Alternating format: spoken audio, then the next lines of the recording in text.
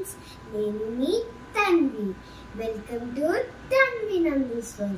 బాగున్నారా? ఈరోజు నేను చెప్పబోయే స్టోరీ పేరు onion, green chilli, ice cube. ఇంకా ice cube, onion, green chilli అవి మూడు ఫ్రెండ్స్ ఫ్రిడ్జ్లో ఉండేవి. అప్పుడు అవి మూడు ఒక వాకింగ్కి వెళ్ళాయి. అక్కడ సన్లైట్ వచ్చేసి అప్పుడు ఐస్ గడ్డ కరిగిపోయింది. అప్పుడు గ్రీన్ చిల్లీ, ఆనియన్ ఇద్దరు ఏడవడానికి ఉన్నారు. ఆ తర్వాత పచ్చిమిర్చి ఇంకా ఆనియన్ అవి రెండు ఒక చెరువు దగ్గర స్నానం చేసి బయటకు వచ్చాయి. అప్పుడే మిర్చి షాప్ అంకుల్ చేసి అబ్బా రెడ్ చిల్లీ ఎంత బాగుందా అని తీసుకెళ్ళిపోయి బజ్జీ వేసేసాడు. అప్పుడు మిర్చి చచ్చిపోయినాకే ఏడవడానికి ఆనియన్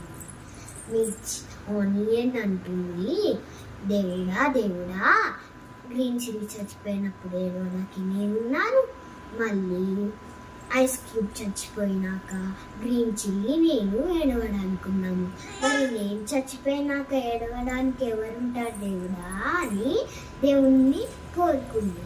అయితే వెంటనే దేవుడు ముందుకు ప్రత్యక్షమైంది ఆనియన్కి అలా చెప్పాడు, ఆనియన్ నువ్వేమీ దిగులు పడకు, ఇంకా నువ్వు కట్ చేసేటప్పుడు ప్రతి మనిషి ఏడుస్తారు అని చెప్పారు. ఇంకా అందుకనే ప్రతి మనిషి ఆనియన్ చేసేటప్పుడు ఏడుస్తారు. ఆనియన్ ఏం చేసేటప్పుడు ఏడుస్తారు? కట్ చేసేటప్పుడు. ఓకే, ఆనియన్ కట్ చేసేటప్పుడు అందుకని మనుషులు ఏడుస్తారు. మీ ముందుకి ఇంకో స్టోరీ హిందీలో రాబోతున్నాను. బాయ్. దీని స్టోరీ నుంచి నీకేమర్థమైంది? ఈ స్టోరీలో నీకేమర్థమైంది? ఓకే, ఈ స్టోరీలో నీకేమర్థమైంది తన్వి? అంటే ఐస్ గడ్డ, పచ్చిమిర్చి, ఆనియన్ అవి మూడు ఉన్నాయి కదా. ఐస్ గడ్డ కలిగిపోయింది, ఇప్పుడు మిర్చి లాగా అయిపోయింది.